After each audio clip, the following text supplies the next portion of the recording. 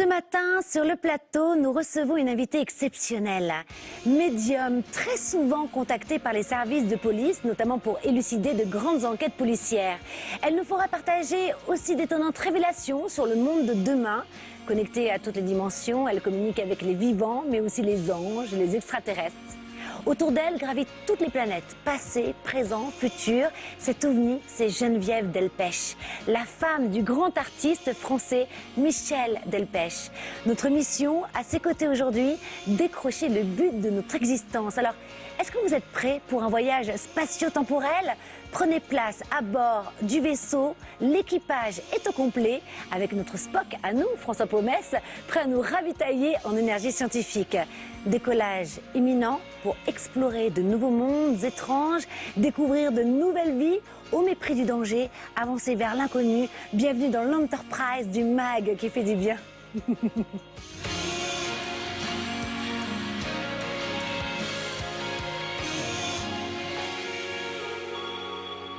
Geneviève Delpech, nous sommes heureux de vous recevoir. Alors pour tous ceux qui ne vous connaissent pas encore, vous êtes médium, auteur de nombreux livres.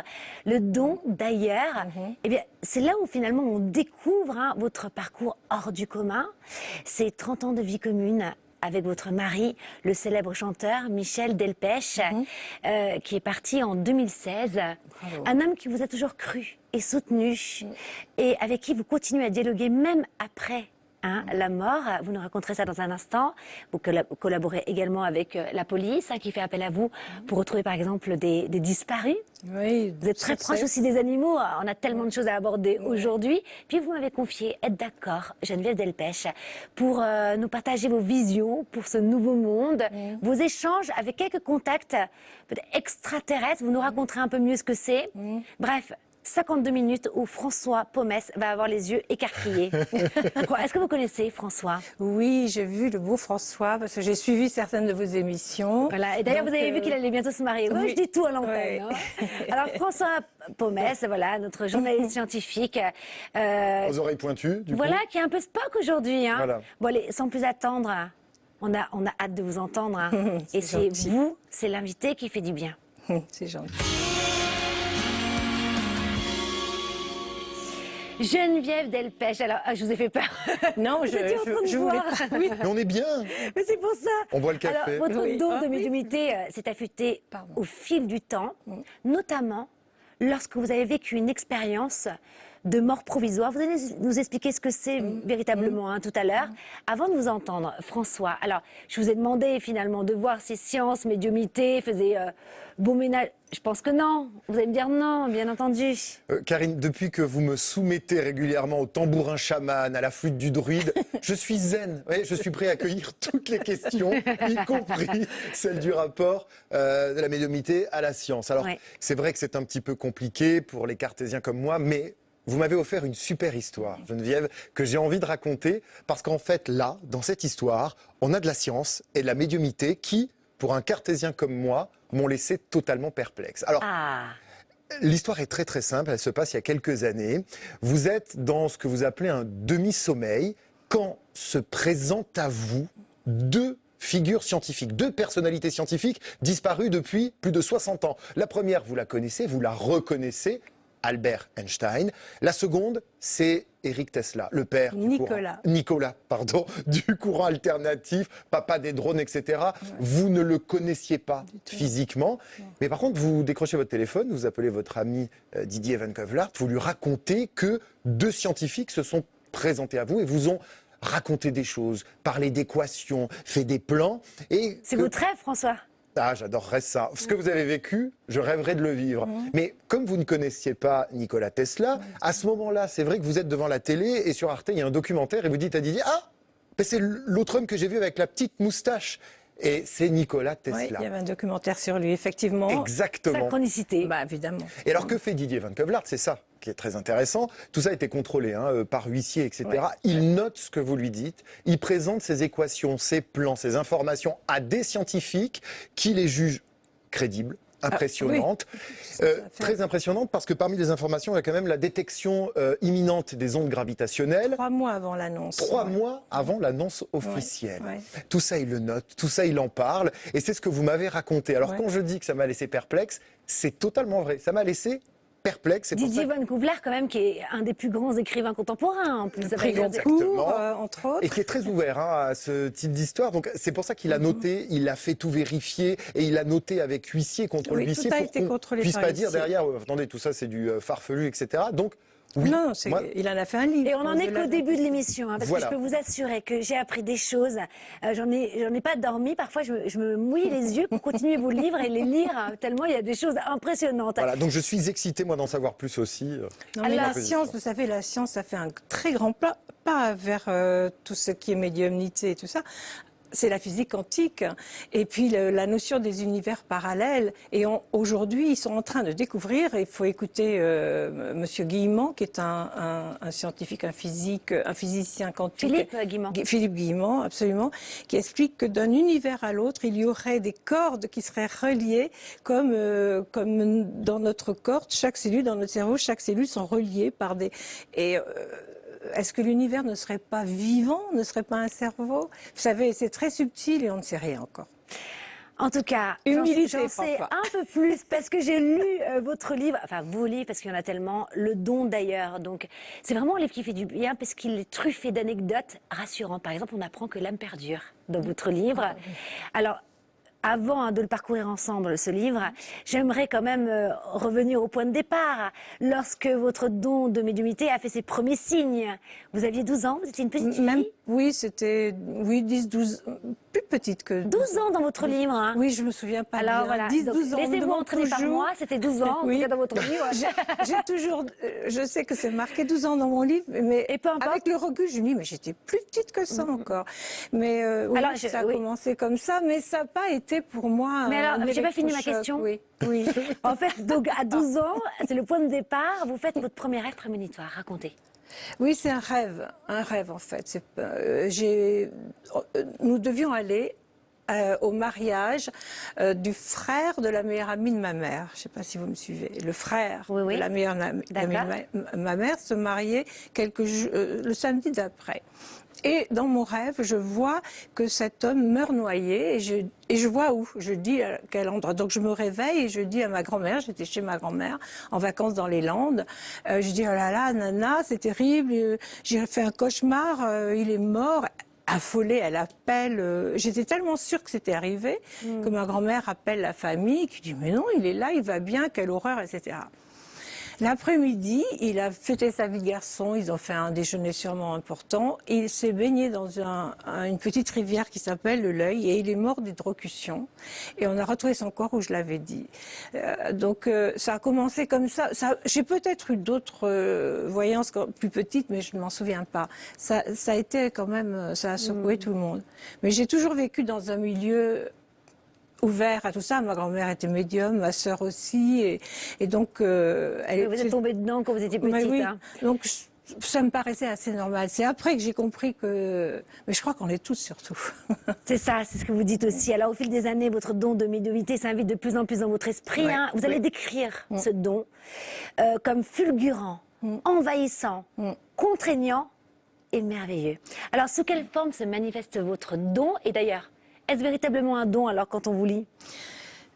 C'est pas un talent, je dis toujours, et oui, c'est un don, mais je crois que nous l'avons tous, plus ou moins. Nous sommes tous connectés à la connaissance universelle. Pour moi, après l'expérience du tout, évidemment, dire les choses comme ça paraît un peu abstrait, mais il y a une connaissance universelle qui est Dieu. Ce Dieu qu'on imagine toujours, une image anthropomorphique de Dieu, mais c'est pas ça. C'est cette vibration d'amour, de connaissance, et nous sommes tous liés à ça. Et donc la médiumnité, c'est ça. Et moi, j'ai ce don. C'est pour ça que je dis que c'est pas un talent.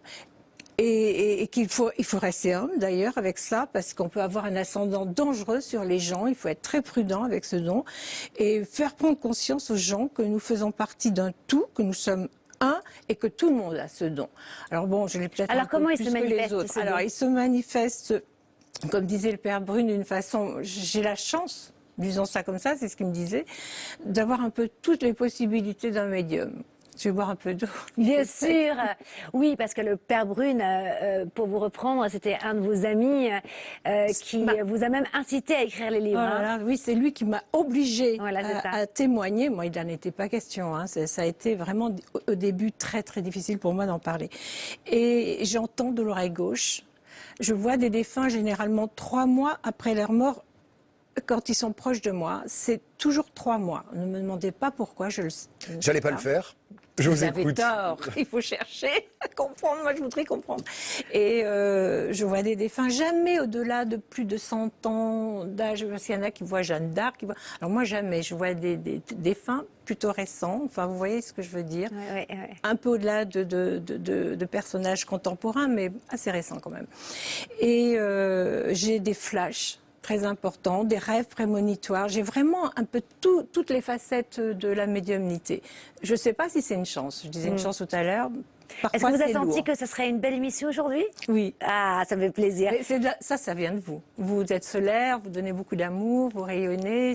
J'en attendais pas autant. Hein. Non, moi aussi, je l'ai senti, que ce serait une belle émission. C'est vrai, vous me l'avez dit, vous avez. Non, mais bon, ça peut faire flatteur. Mais c'est vrai, vous dégagez quelque chose de merveilleux. Quand même. Merci. Alors, on continue sur vous surtout. Hein. Dans quel cas utilisez-vous vos facultés divinatoires? Parce que c'est vrai que, vous le disiez, on pourrait avoir peur d'avoir un ascendant sur les gens, même peut-être sur le futur et le changer, perdre notre libre arbitre et même notre autonomie. Est-ce qu'on ne doit pas vivre des expériences? Est-ce que c'est important qu'on nous guide? Il y a tellement de choses à dire dans votre question, le libre arbitre, le futur qui est déjà écrit et qu'on peut changer effectivement. C'est vrai. Bien sûr qu'on peut avoir un ascendant dangereux, c'est pour ça que je ne me suis jamais fait payer, que je n'accepte pas ce rapport. C'est vrai que vous ne faites pas payer.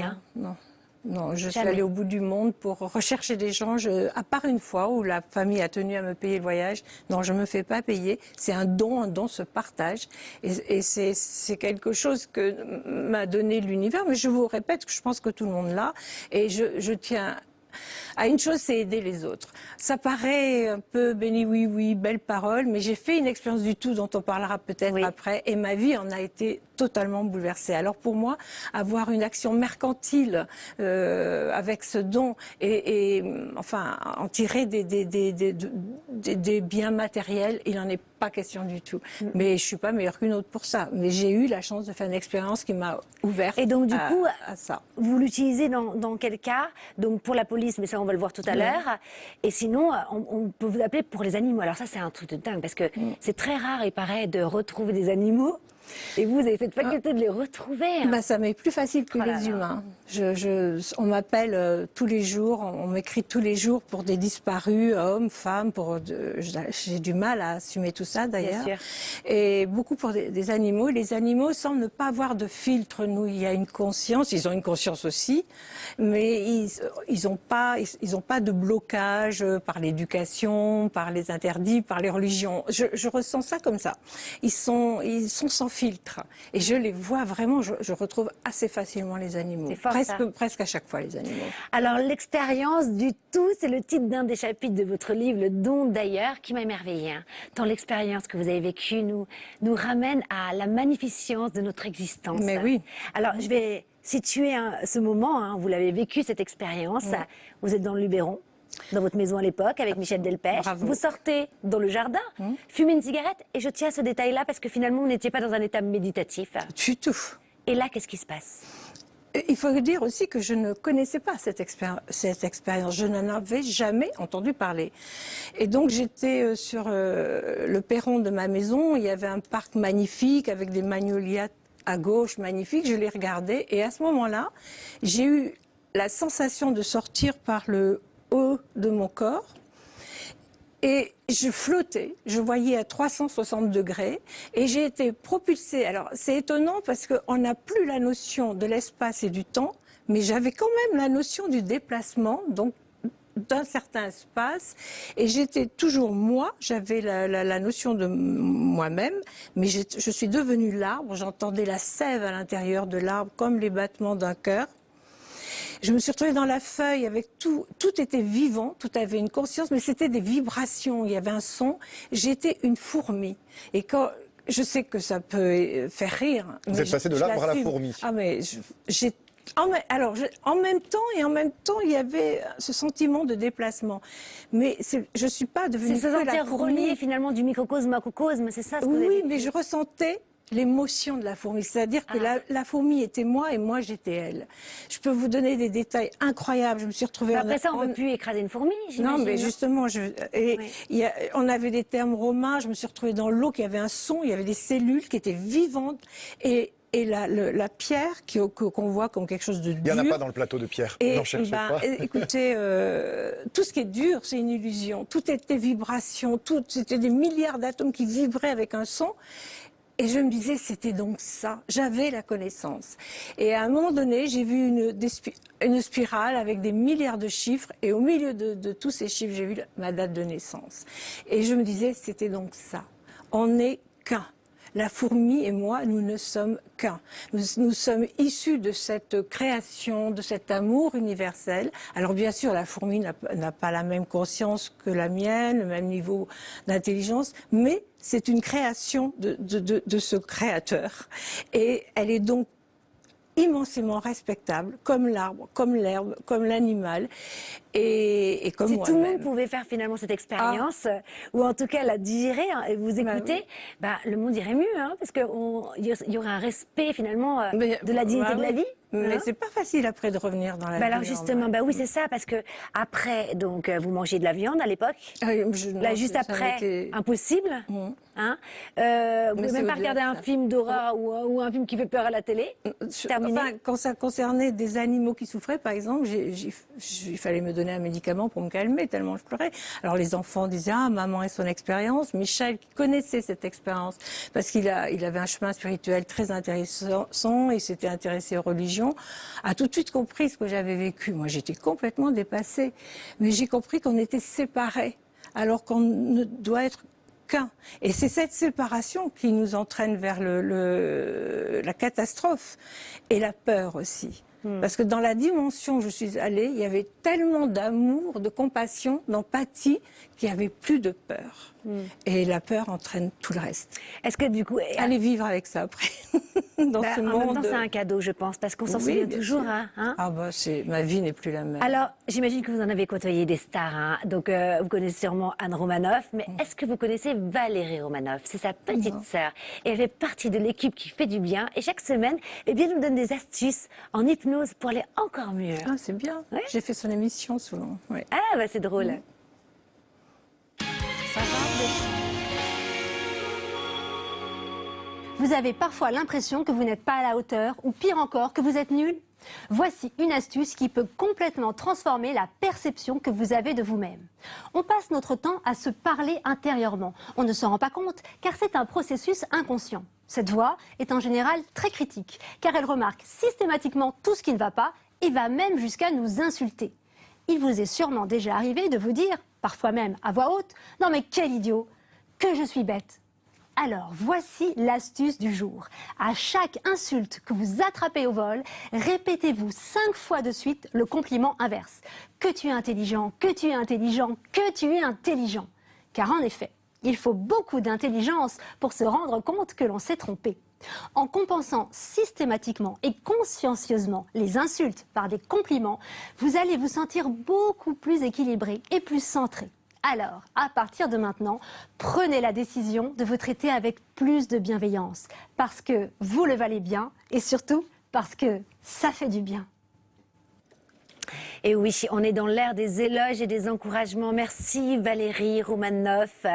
Alors, c'est vrai, Geneviève Delpech, que l'amour qui vous unit avec votre mari est éternel et même transcende vie et mort, puisque vous m'avez confié encore communiquer avec lui après la mort. Lorsque Michel Delpech vient vous voir aujourd'hui, quel est son but? Et est-ce que finalement, ça vous fait du bien? Pour passer, tourner, je sais pas. Oui, je vais répondre à cela. Alors, d'abord, il vient moins. Je le vois moins. Je D'accord. sens qu'il s'éloigne un peu. Il a son chemin à faire. C'est pas toujours facile à accepter. Au départ, c'était quotidien. Je le voyais au pied de mon lit ou dans ma chambre. Il me parlait, il me donnait des conseils. Et là, je l'entends de l'oreille gauche. Je ne le vois plus depuis quelque temps. Mais c'est toujours pour me prévenir, pour m'aider, comme les synchronicités que nous envoie l'univers ou d'autres dimensions, eh bien, il fait la même chose. Il m'envoie des signes. Il me protège, je sens ça, mais il s'éloigne un peu en ce moment.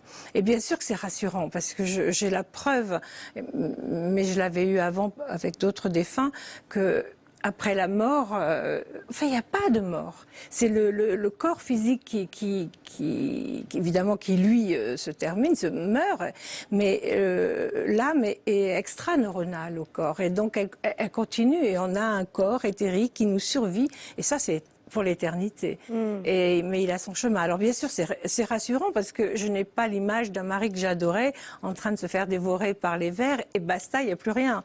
Je sais qu'il est vivant. Et d'ailleurs, les morts, enfin les défunts, mais j'aime pas dire ce mot, me disent tous la même chose. On est rentré chez nous. Je suis rentrée chez moi. Alors justement, je vais rebondir sur ça, parce que vous dites que l'âme perdure, et c'est très beau, et en même temps vous croyez en la réincarnation. Alors parfois ça peut être antinomique, comment on peut croire en la réincarnation, sachant qu'on parle aux défunts? Est-ce qu'il y a comment parlez-vous, pourquoi Michel Delpech ne s'est pas réincarné? Mais peut-être... Est-ce bien Michel Delpech? Alors peut-être... Non, des détails, je peux vous dire que c'est lui, la façon de s'exprimer. Et puis, je crois que l'amour, il y a tellement d'amour entre nous que je sais que c'est lui. Voilà, c'est comme ça. Je peux pas vous expliquer davantage. Et puis j'y crois. C'est une question de foi aussi. Je parle pas de religion, de foi, de croire en l'amour, de croire à la vie après la mort. Mais la réincarnation, bien sûr. Et c'est pour ça que je vous disais en début d'émission que je n'ai jamais de défunt comme Jeanne d'Arc, comme certains médiums qui ont des contacts avec Louis XVI. Alors moi, ça ne m'arrive jamais. Mais je peux vous raconter une histoire de réincarnation où j'ai pas le temps. Bien sûr, allez-y. On prend le temps. Je vais faire très vite. Je suis allée en vacances chez le docteur Jean-Jacques Charbonnier, que je ne connaissais absolument pas. Anesthésiste médecin. Voilà. Qui a vécu une expérience de mort imminente, il me semble. Non, pas lui personnellement, mais bon. Ouais. Et donc, j'étais avec sa femme dans leur maison en Ariège et j'ai vu, je passe les détails pour faire vite, j'ai vu auprès de moi une jeune femme blonde avec le front bombé. Et il en a parlé dans un livre, il peut appeler en disant que c'est faux si c'était faux, et qui me dit, je m'appelle, et elle me donne son nom, et il y a des prières et des fleurs à tel endroit pour moi, dis-leur merci. Et elle disparaît. Dans la voiture, j'étais derrière, eux, ils étaient devant. Évidemment, quand je leur ai dit, ils se sont mis à pleurer, ils étaient parce que la sœur de sa femme venait de mourir 6 mois avant. Elle s'appelait comme ça. Elle m'a donné son nom de jeune fille et son prénom. Et elle était enterrée dans un petit village des Vosges, le nom qu'elle m'a donné, où il y avait des fleurs et des prières. Mais pour la réincarnation, on y arrive. Je l'ai revue l'année d'après, au pied de mon lit, qui me dit je vais me réincarner. Non, elle m'a pas dit me réincarner. Elle m'a dit je reviens sur Terre et je serai la petite fille de Jean-Jacques et de Corinne et je m'appellerai Luna. Alors je leur dis le lendemain matin, écoutez, j'ai vu la dame, enfin la sœur de Corinne, etc. La belle-fille de Jean-Jacques était enceinte, donc on s'est dit ça va être une petite fille, personne ne savait, mais elle a accouché d'un garçon. Alors bon, Jean-Jacques me dit, bah, t'as dû te tromper, tant pis. Sauf qu'il y a 3 ou 4 mois, il m'a envoyé un email en me disant, je t'annonce que ma belle-fille vient d'accoucher d'une petite fille qu'elle a appelée Luna, ça ne s'invente pas. Voilà. Incroyable, hein. Eh bien, je vous propose, après cette anecdote, de nous immerger avec François dans sa petite bulle qui fait du bien. Ça vous dit? Elle a des fissures, sa bulle. Ah bon, de François? C'est-à-dire, il a des fissures autour de lui? Je vous assure que dans celle que je vais vous présenter, il n'y a aucune fissure. Non, mais ça m'intéresse il est quand dans même. une bulle et il est en train de se dire, mais il va s'ouvrir à ça, vous verrez, petit à petit. Ah mais comment ça? Je le travaille depuis maintenant 2 ans. Vous me fascinez, Geneviève. Allez, Ouais, mais jingle. il est tellement carté, il veut pas y croire parce qu'il... Oui, mais il est tiraillé, mais vous inquiétez pas. C'est ça que je voulais dire. Je travaille sur lui. Jingle, la bulle qui fait du bien.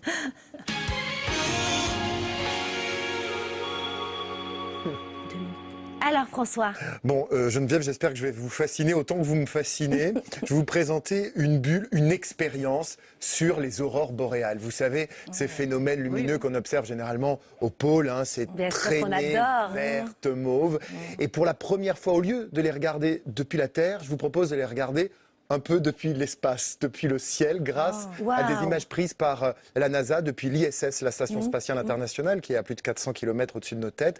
Regardez ce film, regardez ce que ça donne, c'est sublime. Elles vont s'afficher, les boréales vues du ciel. Vues du ciel. Voici des aurores boréales vues de l'espace. Alors, pour la petite histoire, on sait les expliquer scientifiquement, c'est des particules de vent solaire chargées en interaction avec les hautes atmosphères, mais moi, j'aime bien l'histoire qui était racontée dans l'Antiquité, où on pensait que c'était des monstres, des dragons et autres serpents qui se bagarraient dans le ciel. Et même les peuples samis, vous savez, du nord de la Scandinavie et de la Russie, racontent que c'est le renard des neiges qui, en traversant les plaines enneigées, avec sa queue en panache, lâche des poussières d'étoiles dans le ciel, qui provoquent ces magnifiques aurores boréales qu'on regarde pour la première fois depuis l'espace, grâce à la NASA. Merci François, c'est merveilleux. Surtout là, en ce moment, avec la période des fêtes, c'est formidable. Vous voyez que je sais rêver aussi un petit peu. Mais bien sûr, mais bon, vous n'avez même pas besoin de me convaincre. Moi, je le sais déjà. Hein. Geneviève Delpech, vous restez avec nous.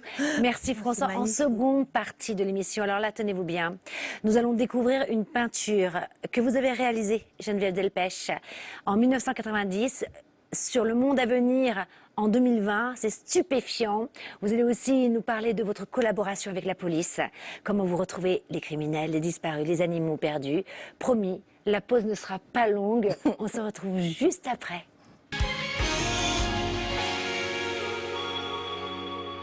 Bienvenue dans le MAC qui fait du bien, c'est la seconde partie. Merci si vous nous rejoignez.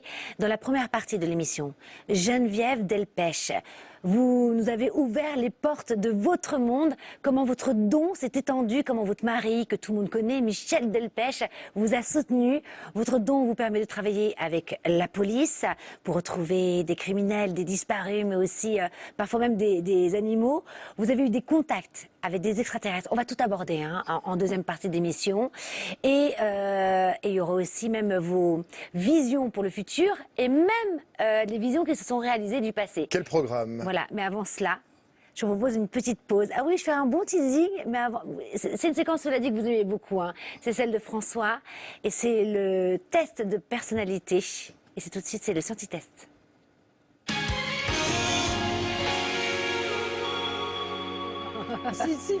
Si. Alors, François. Un test de personnalité qui est un petit peu comme celui que vous aviez adoré. Vous savez, le test de l'oiseau bleu qui changeait de couleur. Oui. Un test qu'on appelle le test de cocologie, créé par le japonais Isamu Saito. Alors, la cocologie, ça vient de kokolo, esprit, sentiment. Logia, en grec, ça veut dire... Logia en grec? Étude de. Oh, bah, comme Je si répète à chaque fois. Qu'est-ce que ça veut dire? Kokolo, c'est en japonais, c'est l'esprit, sentiment, et logia, de logis, étude de. Alors ce test, pour le pratiquer, c'est très simple. Vous prenez une feuille, un crayon, et vous allez dessiner des éléments dans lesquels vous allez forcément projeter des éléments de votre personnalité. Et ces éléments, c'est d'abord 3 étoiles. Vous allez dessiner, alors juste en schéma, hein, pas besoin de les faire très jolis, 3 étoiles de taille différentes. Vous avez fait ce dessin, Karine. Très et vous vite, encore une fois, je m'excuse, c'est pendant la pub, hein, comme Geneviève. Il est très bien. Et Geneviève l'a fait également. Donc 3 dessins, 3 étoiles de taille différentes dans ce beau ciel étoilé. Vous allez rajouter à l'une de ces étoiles une comète, ce que vous avez fait tout à l'heure. Et ensuite, je voudrais que vous rajoutiez sur cette feuille l'image d'une planète qui n'existe plus, mais dont la lumière nous parvient encore. C'est ce que vous avez fait de votre côté.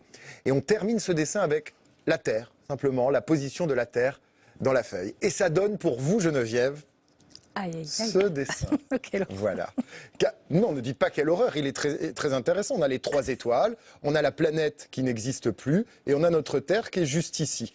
Et avec derrière la comète voilà, qui est effectivement de ce côté. Et Karine fait un dessin semblable, voilà, qui est aussi très joli. Je mets les deux à côté, comme ça on peut les voir. On a celui de Karine ici, les 3 étoiles, la comète, la petite planète souriante qui n'existe plus, et voilà, c'est ça. Oui. C'est mignon, la petite planète. Elle est souriante. Alors maintenant, on passe à l'analyse de ce dessin dans lequel vous avez projeté forcément des éléments. L'étoile la plus grosse, elle va représenter votre vie actuelle. C'est celle-ci. Ouais, voilà, c'est celle-ci. Alors c'est intéressant de voir la taille de l'étoile la plus grosse. Est-elle vraiment plus importante que les autres ou à peu près de la même taille? Là, elle est quand même significativement plus importante. Ah oui. Ça veut dire que la vie actuelle dans laquelle vous êtes vous satisfait. Si cette étoile a à peu près la même taille que les autres et que finalement 3 étoiles de taille différentes sont finalement de la même taille, ça veut dire que votre vie actuelle par rapport à des vies passées que vous aviez vécues ou peut-être des vies que vous projetez dans le futur n'est pas satisfaisante et qu'il faudrait peut-être songer au changement. Intéressant. La planète. Alors du coup, moi c'est pareil. J'ai fait... Pardon, excusez-moi, je ne vous ai pas analysé. Bah oui. Dans la Bah oui, je suis confusion frustrée. de vos analyses. Alors, votre étoile est la plus grosse est vraiment plus grosse. Donc, votre vie actuelle est satisfaisante. En tout cas, je suis heureuse d'être avec vous. Vous êtes heureuse, merci. Ah oui, là, tous les deux, là, je ne peux pas être mieux. La planète qui n'existe plus et que vous avez dessinée représente la nostalgie d'une vie passée. Et ce qu'on va regarder, c'est la taille de cette planète. Et toutes les deux, vous avez fait une planète toute petite. Donc, vous n'êtes pas forcément nostalgique. Alors parfois c'est bien d'être nostalgique parce que si vous avez une trop grosse planète qui n'existe plus, ça peut vouloir dire aussi que ce que vous avez vécu une fois dans le passé, c'est peut-être ce qui vous correspond. On dit toujours faut se retourner du passé puis il faut aller vers l'avenir, mais parfois il y a des choses qu'on a vécues dans le passé, une vie professionnelle, une vie affective, une localisation géographique qui étaient peut-être plus satisfaisantes que ce que vous vivez aujourd'hui. Alors c'est pas votre cas. Mais c'est comme ça qu'on peut analyser le dessin. Et donc du coup, moi, il sourit, donc ça veut dire que je souris au passé. Vous souriez au passé, mais il est tout petit, comme dans le dessin de Geneviève. Donc le passé, en fait, a peu, finalement, d'importance dans la construction de votre... Que les bons souvenirs. Vous gardez les bons souvenirs, voilà. Mais vous ne vous retournez pas trop en disant... Alors on le prendra comme ça. Exactement. Voilà, les bons souvenirs. Exactement. Voilà. La comète que vous allez rajouter, ça c'est très intéressant, parce qu'une comète... Sur une des 3 étoiles. Exactement, c'est synonyme de présage, de changement. Elle représente, cette comète, les problèmes que vous percevez à l'horizon. Alors si c'est sur la plus petite étoile, comme pour vous, Karine, vous percevez peu de problèmes, mais vous n'êtes pas encombré en ce moment de problèmes qui vous préoccupent. Pas trop importants, en tout cas. Alors vous, Geneviève, c'est sur l'étoile moyenne, il me semble, que vous avez ajouté. Donc, il y a peut-être des nuages autour de vous que vous voyez dans la construction de votre quotidien ou de votre futur. Des nuages qui ne sont pas forcément désagréables, parce qu'un nuage, c'est bien, mais quand on sait le surmonter, quand on arrive à retrouver le soleil derrière. Intéressant, ça vous parle ou pas, par rapport au test Cette partie-là, oui. Oui, ok, super. Et enfin, la Terre, eh bien, c'est notre berceau. Et ce qu'on va regarder, c'est la position de la Terre. Elle est en bas de la feuille, elle est d'une taille tout à fait normale. Vous êtes ancré. Vous avez les 2 pieds sur cette Terre. Vous ne vous êtes pas envolé dans l'espace. Vous n'avez pas non plus un ego surdimensionné, ce qui voudrait dire une Terre trop immense, qui prend trop de place dans la feuille. Là, ce n'est pas du tout votre cas. Et vous n'avez pas non plus une Terre qui s'est envolée en haut à droite ou en bas à gauche ou trop petite, auquel cas votre présent, en fait, vous n'êtes pas ancré dedans. Hyper donc, intéressant. ça veut dire qu'il faut se poser les bonnes questions. Oui, et puis en plus, ça nous permet de travailler finalement sur soi. Exactement, ça sert génial, à ça, ces petits tests. Bah oui, c'est super. Trouver les fêlures et les failles. Merci François. Merci à vous deux pour les dessins. En plus. Geneviève Delpech, nous sommes en mai 1990. Vous recevez une guidance, une vision que vous allez peindre, puisque peu de gens le savent, mais vous avez fait les beaux-arts, vous êtes aussi peintre. Alors je demandais à la régie de nous montrer cette peinture en 1990. Voilà. Est-ce que vous voulez bien mettre des mots sur cette peinture? Oui, pardon. J'ai eu une guidance, j'étais sur le périphérique dans ma voiture et j'ai vu les événements, on m'a montré les événements qui allaient se produire de 90 en 2026. Et on m'a dit en 2020, les mamans marcheront dans la rue avec leurs enfants en portant un masque parce qu'il y aura une pandémie mondiale. Mais on m'a parlé de beaucoup de choses et c'est le grand ami de Michel, Jean-Michel Riva, qui a qui a noté tout ce que j'ai dit ce jour-là. Malheureusement, tout est arrivé jusqu'à présent. Et je me souviens qu'en rentrant chez moi, j'ai eu l'envie de peindre cette toile parce que ça m'a marqué, pandémie. Bon, mais en 2020, c'était quand même, ça restait abstrait, mais ça m'a inspiré cette toile qui est malheureusement assez parlante aujourd'hui. Et je l'ai retrouvée lors du premier confinement dans ma cave. Et je me suis dit, c'est vrai que j'avais peint ça à la suite de cette voyance que j'avais eue. Alors rassurez-nous, on va bientôt les enlever, ces masques. Je suis obligée de poser cette question. Hein. Alors, je vois une année 2021 difficile. Je ne voudrais pas faire l'oiseau de mauvais augure. Je pense que vous le futur... n'êtes pas comme ça. Non, je veux donner de l'espoir, au contraire. Le futur est déjà écrit, bizarrement. Lisez Philippe Guillemot. Et on peut changer ce futur, malgré le fait qu'il soit déjà là. Le passé, le présent et le futur forment un tout, une seule chose. Mais on peut changer ce futur, c'est notre libre arbitre. Et si on a conscience de ça, en agissant sur le futur, on agit aussi sur le présent. C'est très compliqué. Rétrocausalité, c'est la très bien expliqué par Romuald Le Terrier. Donc c'est vrai que je vois une année 2021 avec des crises sociales épouvantables. Ceci dit, il ne s'agit pas d'être médium pour le sentir, mais je vois vraiment, en l'occurrence pour le gouvernement, des choses extrêmement difficiles, de la violence mondiale, mais particulièrement en France, et de la pauvreté. Et je voudrais mettre un point là-dessus. C'est ça que je vois le plus. Ces enfants dans le monde qui meurent de soif, qui meurent de faim, et la pauvreté en France qui va exploser. Tout ça, c'est vraiment un avenir difficile que je vois. Alors justement, vous dites qu'on peut changer. C'est ça, vous dites qu'on peut changer les lignes du temps, ok? Je vous entends. Qu'est-ce qu'on fait? Mais il faut s'unir, il faut penser positif. Décidément, j'ai mon pied qui glisse. Il faut être dans l'amour, il faut être dans la foi, il faut envoyer des pensées d'amour, être sûr, ne pas avoir peur. C'est la peur qui engendre tout ça, qui engendre le chaos. On a deux choix dans la vie, l'amour ou la peur. Je vous assure que toutes nos souffrances viennent de la peur. Donc il ne faut pas avoir peur, il faut croire simplement que nous sommes des particules de ce Dieu qui nous a créés. Nous avons cette puissance, nous avons des pensées créatrices d'une force incroyable. Nous sommes puissants. Et par ces pensées d'amour, nous pouvons tout changer. Il faut sortir de la peur, il faut sortir de chemin. Imaginez, nous marchons sur un chemin dans une forêt, des millions d'hommes et de femmes, on marche. Puis un jour, il y en a un qui se dit, mais il y a des montagnes, je vais monter voir un peu ce qu'on y voit. Et cet homme, qu'est-ce qu'il voit? Il voit qu'il y a des milliers de chemins.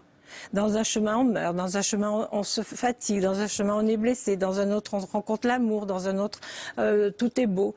Et là, il se rend compte que pour aller vers le but, vers lequel il allait, il a des possibilités incroyables. Il faut prendre conscience de ça. Le futur, il est là, il existe, mais nous pouvons changer la façon d'y arriver. D'où l'importance finalement du développement personnel, de travailler sur soi. Vous êtes d'accord, et François? de ne faire qu'un. Oui, le développement personnel, on est d'accord. oui. Non, mais aussi sur l'amour. Aussi sur mais la compassion, de savoir que vous, François, vous êtes moi et moi, je suis vous. Vous comprenez ce que je veux dire? C'est compliqué. Non, moi j'entends. C'est-à-dire que c'est ce que j'ai ressenti lors de mon expérience, et après on n'a que nos mots pour l'expliquer, que de 5 sens, et on est... C'est une inspiration après. C'est très difficile de faire passer le message. Alors que le Pentagone étudie depuis des années et des années le dossier sur les ovnis, alors pour vous c'est une réalité. Ils existent, on est passé dans le monde. D'ailleurs, vous avez repris une phrase que j'adore du film Contact avec Jodie Foster. Ça serait un beau gâchis dans l'univers. Ouais, un beau gâchis d'espace. Un beau, de l'espace, exactement. Alors, vous avez déjà été mis en contact avec eux. Oui. Alors, moi, vous savez, je suis très friande. Je veux tout savoir. Comment ils sont? Qu'est-ce qu'ils vous ont dit? Alors, l'univers grouille de vie. L'univers grouille de vie. Alors, pas forcément des vies évoluées comme la nôtre ou comme d'autres qui sont bien plus évoluées que la nôtre, mais il y a des cellules, il y a de tout. L'univers grouille de vie. Et j'ai vu à plusieurs reprises des personnages. Alors Didier Van Couvelaert m'a affirmé que c'était des extraterrestres grands. Une fois, il était très grand, il était dans l'angle de ma chambre avec Nikola Tesla et Einstein, une silhouette lumineuse, avec des yeux immenses en amande qui partaient vers les tempes, et aucun mot, rien. Mais je savais ce qu'il me disait. Il me disait qu'on allait... Alors lui, il parlait du permafrost, du réchauffement de la planète, que la technologie que nous avons, dans laquelle nous baignons et que l'homme crée est très dangereuse, et qu'il veille sur toute tous les dangers nucléaires des hommes. Il veille sur nous, c'est ça que vous me disiez. Oui, il veille sur nous. Vous avez quand même papoté un petit peu. Non, pas un mot. Ah bon? C'était des images. Des informations. Je ne sais pas comment vous expliquer. Il paraît, depuis on m'a appris qu'il y a eu une école en Afrique du Sud, ou en Australie du Sud, je sais plus, en Afrique du Sud, je crois, où les enfants ont vu des extraterrestres qui sont arrivés dans la cour de l'école, qui ont dit mot pour mot ce que moi j'ai ressenti. On me l'a dit il y a 2-3 jours. Il paraît qu'il y a un documentaire là-dessus. Et des scientifiques, des psychologues sont allés voir ces enfants qui sont très marqués. Et les extraterrestres ont dit à ces enfants, attention, la Terre, vous ne pourrez bientôt plus respirer si vous continuez dans ce... Alors je sais que tout ça, ça fait oiseau de mauvais augure, mais ils nous préviennent. Comme les synchronicités sont des signes pour nous prévenir, c'est de l'amour, eux, ce sont des messages d'amour, voilà. Alors, on va bifurquer sur un autre domaine. Ça, c'est vraiment tout le sujet de votre dernier livre, Les enquêtes d'une médium. Vous collaborez avec la police qui fait appel à vous pour retrouver, par exemple, un disparu, un criminel, etc. Alors, est-ce que vous avez une anecdote à nous raconter qui se termine bien? J'en ai plusieurs, oui. Allez, une. C'est vrai que je ne fais plus que ça et c'est... Mais oui, parce que je vous dis tout. En fait, une fois, on s'est appelé et le soir, en fait, vous avez les visions beaucoup la nuit. Vous travaillez sans cesse, la journée et la nuit. Mais je suis contactée par la police ou par des particuliers sans cesse à présent. Et c'est pas toujours facile. Mais j'ai une belle histoire, oui. C'est une belle histoire que je vais vous raconter. Parce qu'on parle aussi des animaux tout à l'heure. Ça se passait dans le Massif central. On m'a appelé pour une femme, parce qu'une femme avait disparu. Elle avait la cinquantaine à peu près. Donc, je passe beaucoup de détails. J'arrive là-bas. C'est un petit village, un gros bourg du Massif central, et une voiture de la gendarmerie m'attendait à la gare, et on part dans la maison du mari, enfin du compagnon exactement, ils étaient pacsés, de la dame qui avait disparu. Et quand je suis arrivée, il y avait une chienne labrador qui s'appelait Dolly, tout bêtement, et qui m'a fait une fête comme si elle me reconnaissait. Mais comme j'adore les animaux, j'ai pas attaché plus d'importance que ça, j'ai fait plein de câlins et tout ça. Sauf que cette chienne ne m'a jamais quittée pendant toute la conversation qu'on a eue, au moins 2 heures, avec le gendarme, la gendarmerie et le compagnon de la disparue. Cette chienne gémissait contre moi, elle était à mes pieds. Et oui, Didier Van Kovler m'a dit, d'ailleurs, il y a de quoi faire un film de cette histoire. Oui, c'est trop beau. Et puis, j'étais pas bien dans cette maison, je sentais pas cet homme, mais alors que rien ne soupçonnait. Et je suis rentrée après à l'hôtel, enfin on a dîné, je suis allée à l'hôtel, et la nuit j'ai fait un rêve. Je voyais la chienne dans une rue d'un village que je connaissais pas, qui m'attendait, et puis c'est tout. C'est ça mon rêve. Le lendemain, j'ai été réveillée par la gendarmerie qui m'appelait en me disant oh là là, il y a encore un problème, la chienne de la personne qui nous a contactés pour retrouver sa femme a disparu, elle n'a jamais fait de fugue de sa vie. Je dis, je sais où elle est. Je sais où elle est, j'ai vu le nom d'un village, je suis sûre qu'elle m'attend là. On y est allé et on a trouvé la chienne qui m'attendait. Elle était assise devant la boulangerie du village. Quand je suis sortie de la voiture, elle m'a fait une fête et elle s'est mise à me tirer. Je l'ai attrapée par le collier. J'ai dit, qu'est-ce que tu fais là, Dolly? Et j'ai repensé à mon rêve. Elle m'a tirée et elle s'est mise à courir. J'ai dû remonter dans la voiture et la vitre baissée. Je disais, vas-y, Dolly, Dolly. Et elle nous a amenés à une décharge. Et on a retrouvé le corps de sa maîtresse dans la décharge. On avait dit une histoire qui finit bien. Oui, mais non, oui, ça finit bien. La chienne. C'est tellement beau, ça veut dire que l'amour de ce chien le corps, à sa maîtresse, pour la famille aussi. Et finalement, c'est le compagnon qui avait tué pour des raisons mercantiles, enfin bon, et de jalousie. Bon, alors Malraux disait que le 21e siècle serait un siècle spirituel, on ne le saurait pas. Il a raison. Est-ce que vous êtes quand même optimiste, malgré certaines visions que vous avez eues en ce moment? Voilà, pour la suite. Je ne peux que l'être parce que pour moi, le mal est l'annonce du bien. Il ne peut pas y avoir du bien si le yin, le yang, le noir annonce la lumière, la nuit annonce la levée du soleil. Donc la Terre change de vibration en ce moment. Tout est vibration. Ça, je peux le dire, je l'ai vu dans mon expérience du tout. La pierre, l'eau, la fourmi, l'arbre, moi-même, ce ne sont que des vibrations. Nous sommes des vibrations. Et je sais qu'un jour, ces vibrations, même douloureuses parfois, iront vers l'amour total, vers retrouver ce créateur qui n'est que vibration lui aussi. Et donc oui, le mal est l'annonce du bien, donc je ne peux être qu'optimiste. Je crois en l'homme, mais il faut dire que nous ne faisons qu'un et qu'il faut prendre conscience de ça et que nous venons de ce Créateur qui n'est qu'amour et que lumière. Donc, qu'on appelle soit la source, la force vitale cosmique de l'univers, Dieu, etc., Dieu, etc. Allah, ce que vous voulez, c'est la même chose. C'est celui qui nous a créés, mais nous sommes ses enfants et nous sommes des créateurs nous-mêmes, très puissants. Et quand on se souviendra tous de ça, on changera l'avenir du monde. Alors, on a bien compris que la clé, c'est l'amour.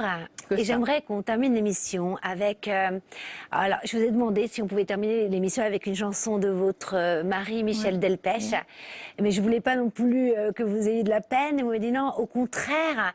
Et justement, il y a une chanson prémonitoire que j'aimerais bien, Karine. Alors oui, ça va être un peu dur, mais j'aimerais bien que tu la mettes à l'antenne. Vous la mettiez, pardon. Non, oui. Et donc, du coup, c'est vrai qu'elle est incroyable. Donc, avant de lancer quelques images, vous voulez bien nous raconter cette histoire? Oui, très vite, bien sûr. Michel travaillait avec Pierre Delanoë et Claude Morgan pour faire un opéra sur la vie d'Abraham. Et Michel aurait été Abraham. Et comme il a eu son cancer, ils ont arrêté l'enregistrement et puis le projet, évidemment. Et comme il a eu une rémission, mais il n'était pas fou, il savait que cette rémission ne durerait pas, il a demandé à faire un clip sur cette chanson qu'il savait prémonitoire. Il n'a jamais aussi bien chanté lors de cette chanson. Il était transcendé. Et on sent à travers cette chanson qu'il a accepté son sort et qu'il était prêt à aller dans l'autre dimension. Et qu'est-ce qu'il dit? Et il dit la fin du chemin. Ça s'appelle la fin du chemin. Eh ben, je vous propose qu'on regarde quelques images alors, tout autour du plateau, ensemble.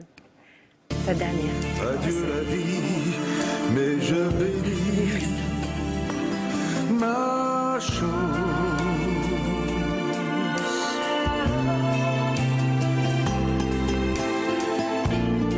La vérité, l'éternité commence.